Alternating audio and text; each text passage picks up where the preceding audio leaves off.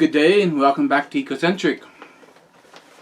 I did my order really early this year because I was waiting for a certain seed and it wasn't available. And I checked the website one day and it was available, so I said I better order now. That was Incredible Seeds.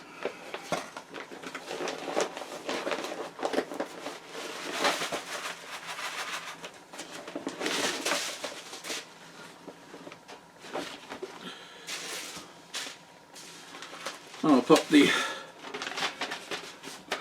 slip in there.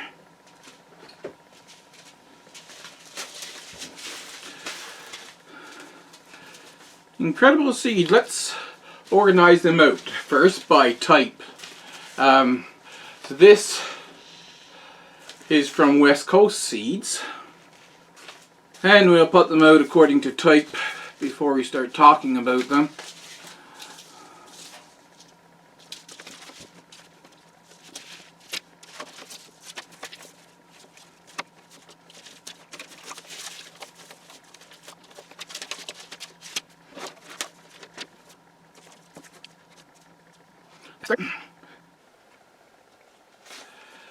Got another melon I'm going to try.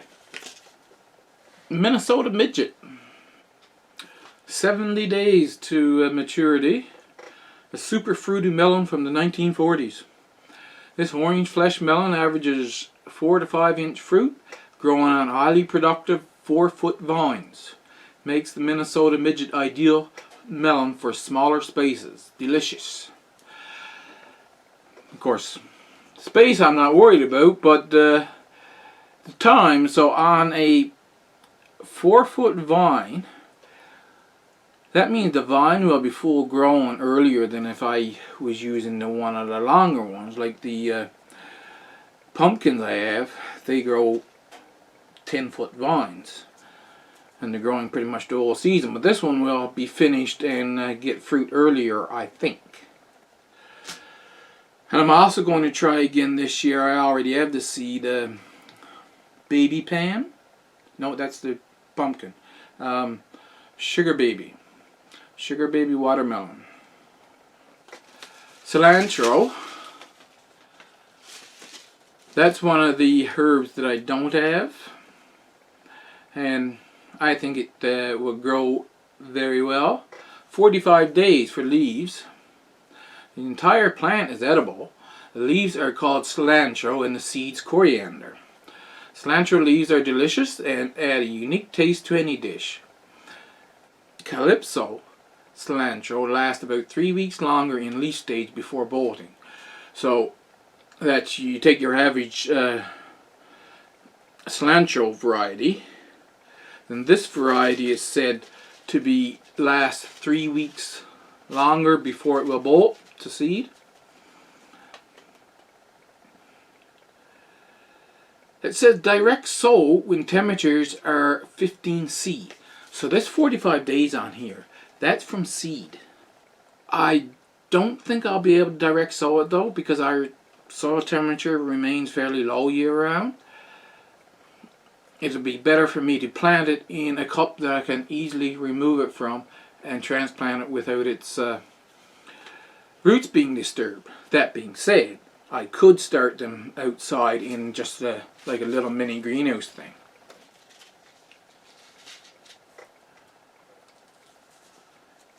I like basil. So I'm trying. I haven't had these before. There's dark opal basil and Thai basil.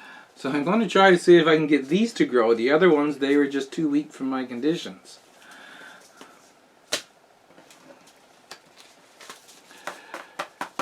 And you'll notice I'm doing different varieties of several things. I wanted to refresh my carrot stock because I never recorded the type I had. And so I know that Scarlet Nantes does very well here. It is a popular seed for around here. So I bought those. These are going to be my main carrot stock. But I wanted to try the Denver's Aflong Now we had those in the Shed Wars, but of course I got one carrot put back to grow the seed, and I was impatient. I wanted the carrots that I pulled up looked good, is what it was, but I only had those 2 or 3. So I'm like, I really want to get to know what they're like.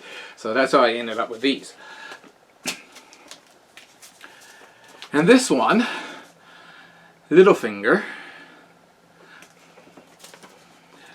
I got that just because it's a shorter maturity one. You see, Scarlet Nantes is 68 days. And Denver's Aflong is 75. And normally that's around about what your carrots will be. Somewhere between the high 60s and about 76, 78 days. But Littlefinger is only 60 days. And if I take really good care of them next year, and make sure all other factors are equal, when Littlefinger gets to 60 days, we will harvest one of each at 60 days. But on the GDUs, Littlefinger needs 780 growing degree units. This year we got to that at July the 23rd. I'm going to try and plant them early, like early in May this year. So in theory we might be able to get Littlefinger fully grown by the end of July. For 75 days, on the other hand, for Denver's Aflong, we need 975. So we will see 975 would have been early in August.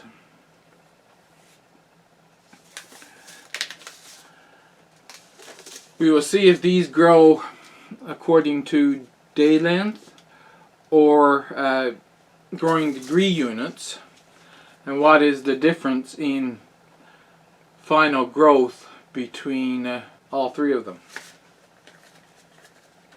Well, I'm trying to go through as many seed varieties as I can because I want to know what grows best. And the idea is for me to really be able to guarantee somebody that this variety, I know what variety grows well here, and it's this one, this one, this one, and yes, I have the seed for you. So I want to supply the seeds for those that grow well, and only those that I know grow well. If I can't get it to grow well, I'm not going to be offering any seeds for them. So I've got 3 more here now. Sunrise Bumblebee. 70 days. Sunrise Bumblebee is a little cherry tomato with big flavor. The marbled orange fruit is both sweet, tangy, and beautiful. I have to grow it out to see what the plant grows like. Early Siberian. Now this is a nice one because with a name like Siberia, you'd think it would produce in cool summers as well. 70 days. This tomato makes me want to eat a burger, so it's a slicer. Such a fleshy and succulent slicer, the Siberian is definitely a must-have. These red cue ball sized tomatoes grow in clusters of 3 or 4 and are uniform in size. A classic tomato for in both flavor and looks. These are 5-foot plants, so they're determinate. Berkeley tie-dye. I think Jess from Roots and Refuge grew them, and I think I've seen them in a few other channels as well. They're indeterminate. It says compact, but indeterminate. 68 days. One of the best tomatoes out there. Berkeley tie-dye produces masses of massive fruit that is disease resistant, full of that exquisite, complex, dark tomato flavor, juicy, and has the perfect texture for a slicer. I have Detroit dark red beets. I bought these because they're kind of the same. Bull's blood, they're called. It's an heirloom from the 1840s. It is a really nice beet. I've grown them before. So I just want to show a difference that bull's blood is a much deeper red than even Detroit dark red is. Bull's blood heirloom beets have deep red and tender leaves with a sweet side, excellent for fresh eating in salads. And they are. With a sweet side, excellent for fresh eating in salads. And they are. The leaf color gets darker over time and looks stunning in the organic garden. The beet roots can be harvested when they are 2 to 3 inches in size. You sow outdoors from late April to mid-July. Speaking of which, I wanted to point something out with the carrots.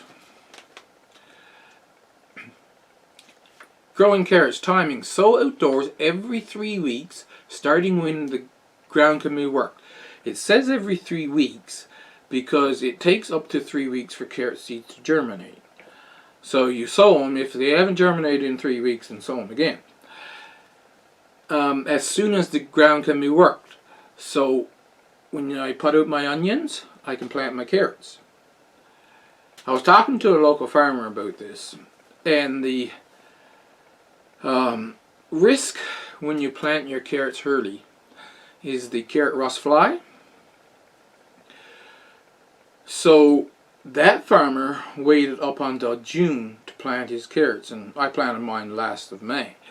I don't think they destroy the roots though. So for me, just a home gardener, I can take the risk of getting that surface damage from the carrot rust fly.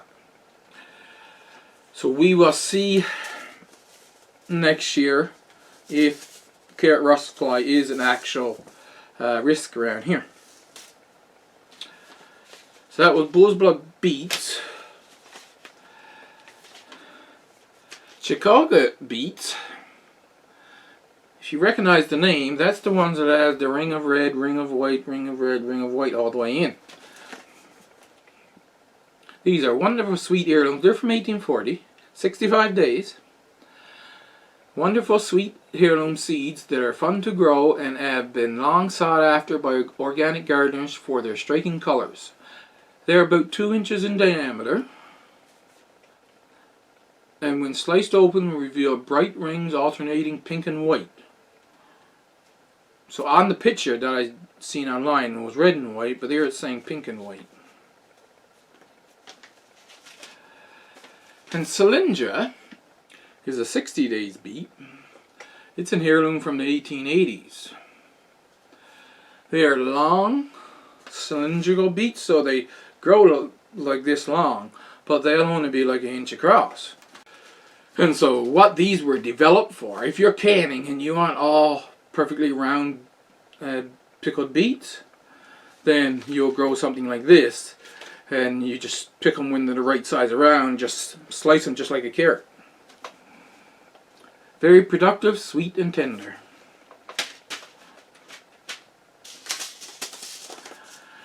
I was given kohlrabi seeds, and it's due to the weather changes here. Actually, the traditional way of growing things has been throwing off, so I've got to readjust my methods next year. I'll get it to grow this year. It's kohlrabi.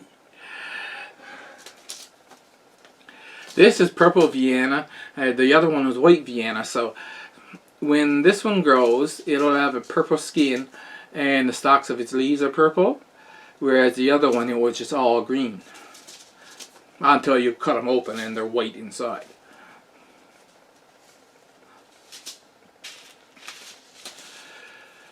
The radishes, I chose to get 2 varieties of radish because I don't know what's growing out there really.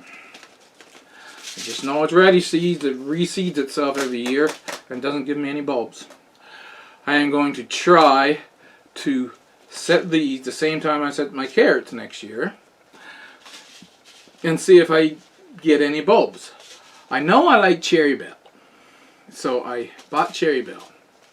Champion is a really popular radish. Champion is 28 days, Cherry Bell is 25.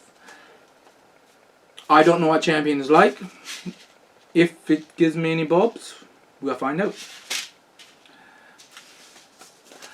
I didn't have Brussels sprouts last year because I didn't have seed.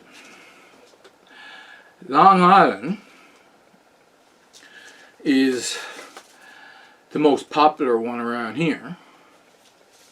Falstaff, to be honest, I've never heard of it before. It's 102 days, whereas Long Island's 100 days, so not much difference there. They're purple. It says I really have a thing for purple veggies, and this sweet and nutty Brussels sprout is no exception. Falstaff produces lovely purple veined sprouts that mature to a deep red as the nights get colder. Lovely for Thanksgiving. So this is a purple one that matures to red. This one here, it's just like a tiny red green cabbage. So Brussels sprouts is green. This one, whether we pick it when they're still purple or wait till they turn red, that's only next fall we'll tell. Broccoli, I'm trying to get them to grow well. I did though get some grow this year. I have two varieties here. This one, I don't know how to pronounce that. Anyway, the second one's Broccolini, which, you know, are these little tiny broccolis that the plant puts out instead of a full broccoli head. And that's good for me because then I don't have to harvest a full big head and have it go soft in the fridge before I eat it. I'd rather just leave it on the plant. Everest, it's just your regular broccoli. It's a 50 days to maturity though, F1. So that's why I bought that, to get one that's really early. They both say 50 days. So it's a matter of, I want to get the broccoli. I'm not looking into saving the broccoli seed right now. So I can get hybrid or heirloom, doesn't matter. Cauliflower. So they're from West Coast Seeds, that's out in BC. Snow Crown Organic Cauliflower seeds produce one of the easiest to grow of all early cauliflower varieties. The full dome curbs average 18 to 20 centimeters, that's 7 to 8 inches across. Snow Crown holds its flavor in the garden.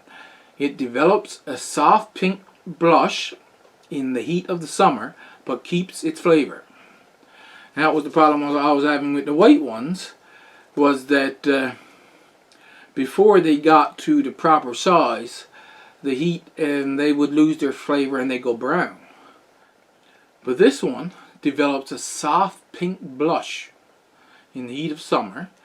It keeps its flavor. The pinkness can be minimized by tying its wrapper leaves overhead. See, I knew about that, and that was the other issue I was having with that, with the particular variety I grew before.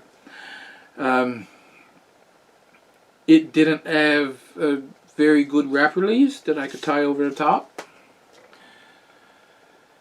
So learn when to plant cauliflower seeds and how to transplant cauliflower seedlings and how to grow cauliflower. That's the nice thing about these West Coast Seeds. They do have a how to grow series on their website, and they give you much more detail than they can fit on one of these little packets.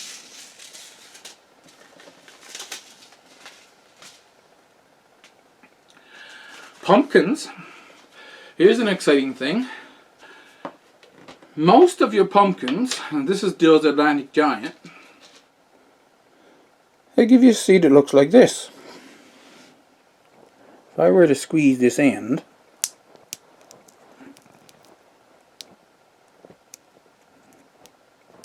so you squeeze the end, and you see it breaks open. Inside there,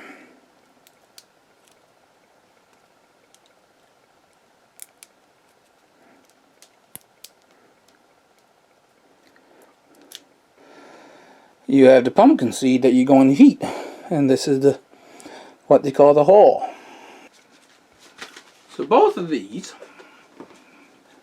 have hull seeds, or what they call naked seeds. If it is it a really thin hull or an actual absence of a hull, doesn't matter. The ideal is that you don't have to remove the hull from the seeds in these. You can just take them and pop them right in your mouth. Naked Bear is 105 days, so about the same as the Dills Atlantic Giant. This multi-purpose pie pumpkin has naked hulless seed for snacking. Medium-sized vines produce slightly flattened, dark orange fruits up to 4 pounds each, which is really the right size of a pumpkin for me. Then I can use one pumpkin to make, say, a couple pies or something, and I don't have to worry about making too much or putting back a half a pumpkin. The plants boast intermediate resistance to powdery mildew. I had powdery mildew here a couple times, but I've never had a real issue with it. This is a F1, so I'm just trying it to see. I might save seeds from it though. We might do this as an ongoing thing.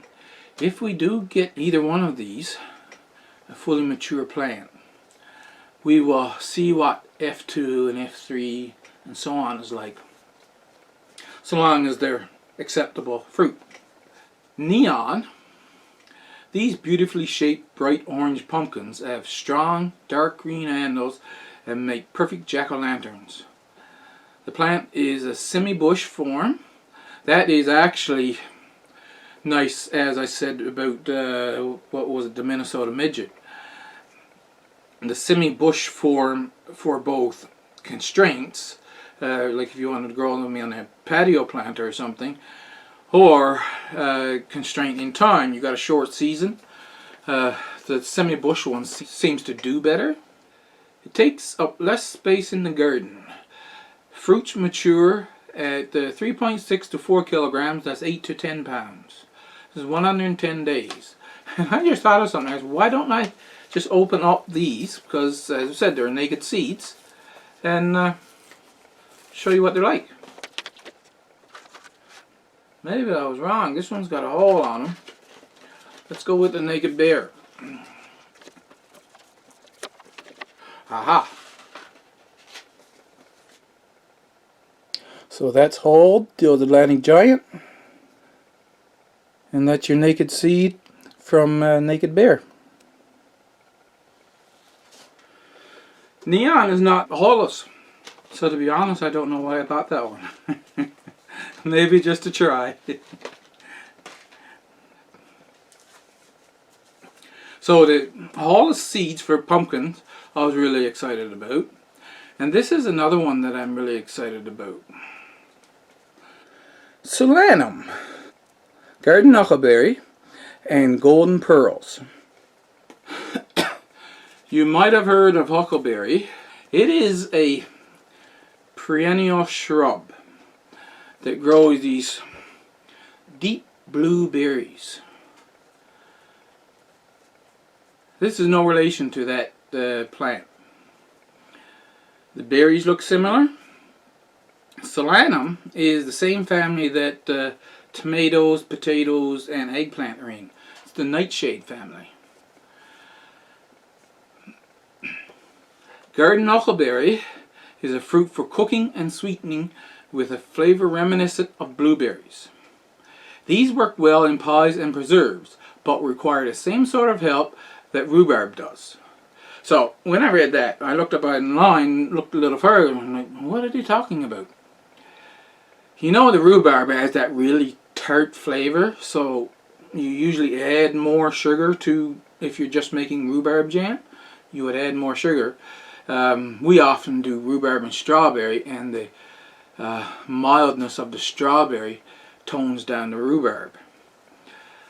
So what I'm expecting with this, if you can imagine a blueberry with the tartness of rhubarb, and you'd have the garden huckleberry.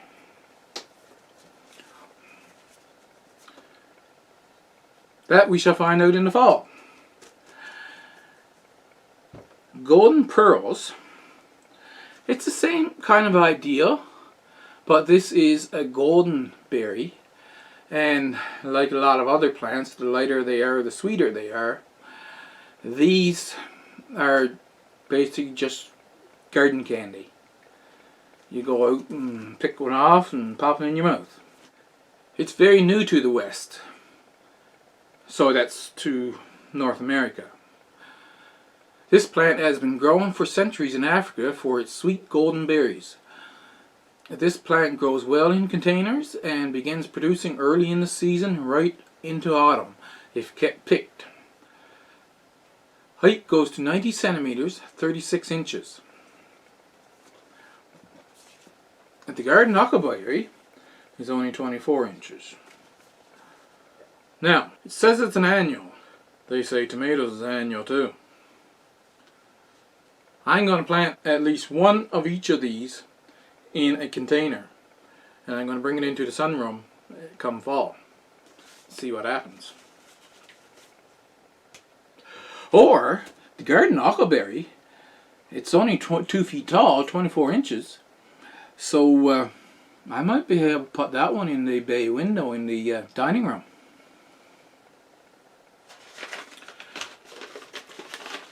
Tiger's Eye dry beans. This is just to add to my collection of beans. I have Jacob's Cattle, Soldier, Black Turtle, Red Kidney, and now Tiger's Eye. I have several other beans that are technically supposed to be picked when they're green, but as we've been saying, I could use that to add to my stock of dry beans if I wanted to. That's what I had for you today. I hope you enjoyed it. Hope it was interesting. Hit the like button. Hit the subscribe button to follow along. I'll see you in the next one.